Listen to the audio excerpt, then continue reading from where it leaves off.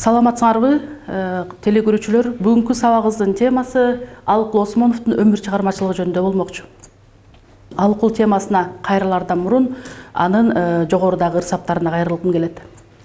Мен уялам, мындан уялам, көзгө толор бир чоң эмгек кылбагам, колуң кесеп жолуң болгур деген сийит, жер шарынан күлүп учкан заманам. Мына бул 4 сабырды акындардын эң залкары, акындардын пири, бул кыргыз поэзиясынын алпы Алыкул Осмонов жазган. Бул калемине таандык. Муну анын талантына таазим кылган мен артындагы кыргыз элим жана сиздер жакшы билебиз.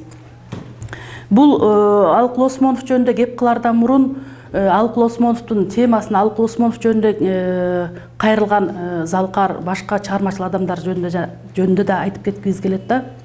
Бул Алыкул Осмоновдун негизги темасы ата журт жана ысык көл темасы болуп эсептелинет экен.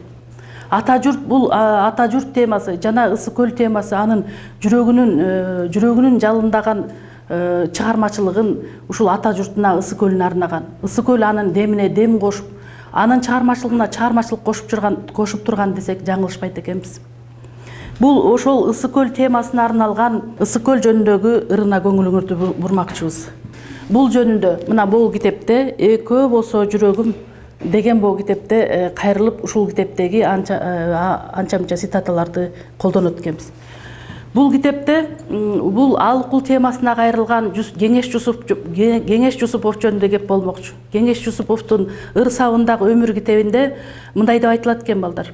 Мындай деп айтылат экен. Ошол өмүрүнүн акырына аз калган акын коросунда ары бери басып турду дейт. Ары бери басып жүрдү. Өрүкзарды аралаган жолду ары бери басып, оор жөтөлүп, улам тегерегине көз чаптырып турду дейт. Бул ары бери басыш, бул акырынын жашоосунун акыркы күндөрүнө саналуу гана күндөр калган эле дейт. Бул күндөрдө Алыкул өзгөчө санаркап, өзгөчө сагынып күткөнү бул баргысы келип жүргөн жер бул ысык көл болот экен. Ысык көл болуп саналат экен да. Ошол ысык көлгө акыркы ирет барып, ошол ысык көлдү бир көрүп, ушул ысык көл өзүнүн тагдырлашы катары, саналашы катары, бул өзүнүн тагдырындагы тагдырлашы катары өзүн ошондой кылып карайт экен да. Ошол ысык көлдү акыркы ирет бир көрүп алгысы келет экен. Бул ал акындын ушу ысык көл менен тааныштыгы 22 жылга созулган экен.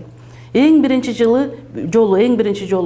1937 жылы Жетөгүз районундагы Ысык көл областындагы Кой Сары курортуна барып дарылангандан башталат экен. Бул сүйүүсү көлгө арналган сүйүүсү ошондон башталган десек жаңылбайт экенбиз. Бул көл, ысык көлдүн сулуулугу, бул керемети чыгармачыл адамдын шыгына шык кошуп, талантына талант кошуп, бир ушундай бир сонун чыгармаларды жаратууга шарт түзгөн десек жаңылышпайт экенбиз. Ушул Алыкул Осмоновдун калемине таандык бул ысык көл деген ырын угуп көрөлү. Ысык көл, кыргыз көлү кылкылдаган, кыз келин кылаасында шыңкылдаган, кылымдар колдон түшкөн маржан болуп, көрүнбөй тереңинде жылтылдаган. Ысык көл, кыргыз көлү шарпылдаган, көркүнө көптөн башка тартынбаган, замандар кербенчидей чубап өтүп, чарчаса саясында салкындаган. Ысык көл, күрдөлдү көл күрпүлдөгөн, көркүнө көптөн башка сүртүнбөгөн, көк түсү таалай көркү, ырыс көркү, толкуса толкундары түркүмдөгөн. Көрдүңөр балдар?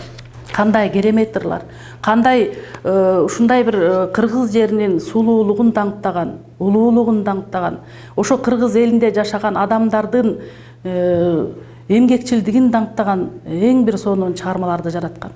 Акынды билесиңер, 35 гана жыл өмүр сүргөн бул жашоодо. Ошол 35 жылдык жашоосунда ушунчалык аз жашаса саз жашап, көнөрбөс эмгектерди, көнөрбөс чыгармаларды жаратып кеткен акын катары тааныйт экенбиз. Ошол акын качан, кайда туулган деген суроого туулушу мүмкүн. Улуу акын, чыгармачыл акындардын алпы Алыкул Осмонов 1915 жылы Капталарык айылында жарык дүйнөгө келген, баарыбыз билебиз. Анткени бизде Алыкул Осмонов жөнүндө көп иш чаралар өтүп жатат. Эми Бул кенедейинен 3 жашында ата энесинен томолой жетим калган баланы Бишкектеги жетимканага өткөрүшөт экен туугандары. Андан кийин 29-32 жылдардын аралыгында Токмок шаарындагы жетимдер үйүнө өткөрүлөт экен. Бул жетимдер үйүндө өткөрүлгөн убактысында акын ушунчалык дүйнөгө болгон көз карашы калыптанган деп айтсак болот экен да. Анткени себеби бул жерден дүйнөлүк орус классикалык адабияты менен таанышкан, дүйнөлүк адабияттын өкүлдөрү менен таанышкан. Ошондон баштап өзүнүн чыгармачыл даремети ачыла баштаган, чыгармачылык керемети ачыла баштаган десек болот экен. Анткени себеби ушул жерде тарбиялаган тарбиячылары, мугалимдери анын адам болуп калыптанышына абдан чоң таасирин тийгизген. Буларды биз кийинки чыгармаларынан көрсөк болот экен. Жанагы Груня Савельевнага деген арнаган ыры бар. Өзүнүн тарбиячысына арнап. Шота Руставелиге, Пушкинге деген кыргыз адабияттын өкүлдөрү менен таанышкан.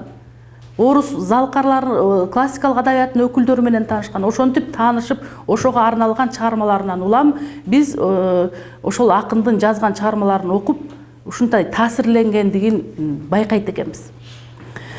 Андан кийин чыгармачылыгы ырлары 1930 жылдардан баштап жарыялана баштаган дейт. Эң алгачкы ыры Сабаттуу бол деген газетага жарыяланган Кызыл жүк деген ыры болуп эсептелет. Андан кийин 1935 жылдары, 30-жылдардан баштап поэтикалык эмгектер жарыялана баштаган экен. Таңдагы ырлар дейт, Чолпон стан дейт, Жылдыздуу жаштык дейт, Махабат дейт. Мына ушулардын бардыгы саналуу гана 4 жыйнак эле болсо, ошол жыйнакты кадимкидей күнү бүгүнкүдөй биздин окурмандар сүйүп окуйт экен. Эмнеге себептен ушул чыгарманы ушул убакка чейин сүйүп окуп атат деп ойлойсуңар? Анткени поэтикалык көркөмдүгү өтө терең, ушунчалык кыргыз жеринин кереметин сүрөттөп берген, мындай бир башкача шилтемдер менен жазылган чыгармалар экен да, бир башкача таасир калтыра турган, окурмандарды бир башкача таасирленткен, суктандырган чыгармаларды жараткан десек болот экен. Андан кийин мына таңда азыр айтып өттүк, Таңдагы ырлар 1935 жылы жарыяланган, Жылдыздуу жаштык дейт 1937 жылы жарыяланган, Чолпон стан дейт 1938 жылы жарыяланып, Махабат дейт 45 жылы, Жаңырлар дейт 46 жылы, Менин жерим ырдын жери дейт 47 жылы, 1947 жылы. Андан кийин Жаңырлар дейт 1949 жылы. Жана биз кеп кылып кеттик. Бул жеке акын катары гана эмес, драматург жана котормочу катары да тааныйт экенбиз Алык Лосмоновду. Бул элибизге белгилүү Шота Руставелинин Жолборс терисин жамынган баатыр деген чыгармасын которгон. Муну элдик бул чыгарманы биздин адабий сынчыларыбыз мындай деп баа берген экен да, балдар. Бул адабий чыгарманы бул которуп гана жөн болбостон, бул чыгарманы кайрадан иштеп чыккан дейт. Ушунчалык таланты менен берилип, ушунчалык чыгармачылык күчүн жумшап, ушул чыгармалар үчүн, ушул чыгарма үчүн абдан күчүн аябай чыгармачылыгын арнаган десек болот экен да. Бул өзгөчө, бул бир канча жыл эмгектенип, ушул чыгарманы которуп чыккан. Андан тышкары Шекспирдин, Пушкиндин, Низаминин чыгармаларын, Шекспирдин 12-түн, Король Лир, ушул чыгармаларын которгон экен, Отеллосын которгон экен. Бул котормочу да катары тааныйт экенбиз. Ол Алык Лосмоновду жекеле биз мындай өзүнүн чыгармачыл адамдын өзүнүн жеке тагдыры кандай болду экен, ушунун бир үй бүлөлүк тагдыры кандай болду экен деген ойлор кетиши мүмкүн. Бул ошол эле Кеңеш Жусуповдун ыр сабындагы өмүр деген чыгармасында карап көрсөк, Алык Лосмонов ушундай, ошол педагогикалык Бишкектеги Фрунзеде ошол кезде педагогикалык техникумда окуп жүргөндө Айдай Жигиталиева деген кызды жактырып жүрүшкөн болот экен бири-бирин. Эми бул ошол кезде чыгармачылыгы ушундай ташкындап турган учуру же кандай, же жаштыгынын өзүнүн дарамети ошондойбу? Ошол кезде жаштар бири-бири менен кат аркылуу байланышышкан, ашыктык каттарын жазышкан. Көп жигиттер ашыктык каттарын жазып, ошол ашыктык каттары элдик ырларга айланып кеткен учурларын өзү байкаганда, Анан ошол мезгилдерде жана айтып өткөндөй Айдай Жигиталиеваны абдан жакшы көргөн, жактырган, өзүнүн жүрөгү менен сүйгөн, чындап сүйгөн да. Ошол бул экөөнүн сүйүүсү жөнүндө ушунчалык жакшы көркөмдөп жазат.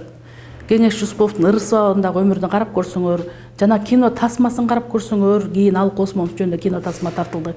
Ошондо Айдай экөө ушундай бири-бири менен абдан жакшы сүйүшөт, ушу чүйбөрдүн эле кызы болот. Ошентип экөө сабактан чыккандан кийин бири-бирин узатышат, бири-бирине ар кандай белектерди беришип, ушундай экөөнүн мамилеси абдан таттуу болуп турган учурда Айдайдын ата энеси бир башка жакка кудалап койгон болот. Ошол кудалагандан кийин бул айла жок, тагдырына баш ийип, ошол турмушка чыгып, ошол кыздын тагдыры ушундай экен деп тагдырына баш ийип кете берет экен. Кеткенден кийин көп uzabay бул Айдайдагы төрөттөн кайтыш болуп калганын угуп, бул Алыкул угат экен дагы, бул дагы өзүнүн чыгармачылыгына аябай чоң соккусун тийгизген. Ушундай чындап жүрөгү менен, чындап дити менен берилип сүйгөн адам ушинтип дүйнөдөн кетип калышы Алык үчүн абдан чоң оор жоготуу болгон. Андан кийин тагдырдын ар кандай айлампалары менен, ар кандай улам убакыт өткөн сайын көп убакыттан кийин Зейнепке жолугат экен, экөө үйлөнүшөт экен. Зейнеп да чыгармачыл адам болгон. Ошол чыгармачыл адам болгондуктан экөөнүн мамилеси бат келишип, экөө сүйүшүп үйлөнүшөт экен. Алтыгүл Жыпар аттуу кыз болот экен, кыздуу болушат экен. Бул кыз 14 гана күн жашап, бул жарык дүйнө менен кош айтышып кете берди дейт. Ошончалык акындын жүрөгү бир башкача жүрөк. Ар бир нерсе ушул болуп аткан, тегеректе болуп аткан окуя акындын жүрөгү менен өтөт деп айтышат экен. Ооба, чындап эле болгон сүйүнүп аткан сүйүнүч, болуп аткан кайгынын бардыгы бул жүрөк менен өтөт экен. Мындай жашоосундагы мынчалык оор сокку, кызын жоготуу Алыкулга да абдан катуу жоготуу болду дейт. Бул жерден экөөнүн очогунун оту күйүшпөй, булдан дагы экөө тең эки жолго түшүшөт экен. Ошентип отуруп, баягы Кеңеш Жусуповдун жана башында сабак башталганда айтып бербедимби? Коросунда ары бери басып жүрүп, анан ушунчалык көлдү көргүсү келет экен. Өзүнчө бир сагынат экен, түшүнө келбет экен. Анан кой деп акыркы жылдары алган жана победасын минип алып, анан көлдү көздөй жөнөйт экен. Бул 1950-жылдардын декабрь айы эле деп айтылат экен. Ушул календардагы туура так айтылып аткан датаны карап көрсөк, ошондо өмүрүнүн акыркы күндөрүнө жакындап калган мезгил экен да. Ошентип Алык Осмонов көлгө келет экен дагы, өзүнүн акыркы ошо көлдөн келгенден кийин оорусу оорлой берип, ошол 50-жылдардын декабрь айларында бул дүйнө менен кош айтышат экен. Анан эмне деп айтмакчыбыз? Бул Алык Осмонов бул дүйнөдөн аз жашаганы менен анын чыгармалары түбөлүктүү жашап, ар бир окурманга абдан мындай бир башкача таасир бере турган, таасирленте турган, абдан кереметтүү чыгармаларды жараткан десек болот экен. Бул Осмоновдун ырлары, поэзиясы күчкө күч кошуп, демге дем берип, алдыга сүйрөй турган жакшынакай чыгармаларды жараткан адам катары биз баалайт экенбиз, сыйлайт экенбиз. Алык Осмоновдун бул ата журт деген ырына көңүл буралы да. Алык Осмоновдун айтпадыкпы, бул лирика 3 бөлүмдөн турат экен. Мындай бөлүмдөрдөн турат экен да, лирикалуу поэзия, портреттик поэзия дейт экен, пейзаждык поэзия дейт экен. Бул кайсы бирине гана кайрылбасын, бул Алык Осмоновдун ушунчалык мындай жакшы чыккан чыгармалардын бардыгы жакшы чыгат экен.